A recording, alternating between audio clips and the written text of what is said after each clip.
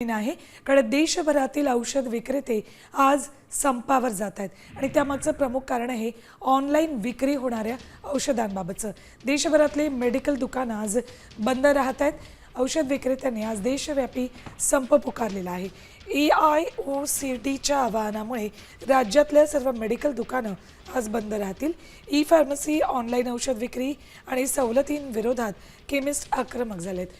Corona काळातल्या GSR 220E आणि e pharmacy नियंत्रणासाठीचा GSR 817E हा नियम बदलण्यासाठी म्हणून रद्द करण्याची केमिस्टची मागणी आहे।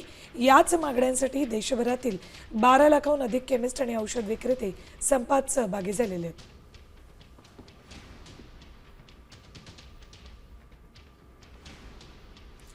घरपोच औषध सेवा, मोठ्या सवलती देणाऱ्या ॲप्स विरोधात तीव्र नाराजी आहे। ई फार्मसी नियंत्रणाचा 8 वर्षापूर्वीचा प्रस्तावित नियम रद्द करण्याची मागणी आहे।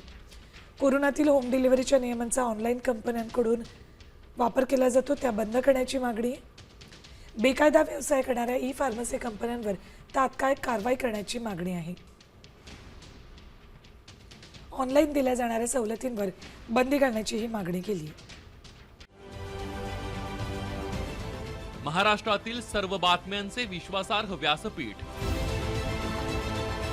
सकाळच्या सर्व सोशल मीडिया प्लॅटफॉर्मला लाईक, फॉलो आणि सबस्क्राईब करा।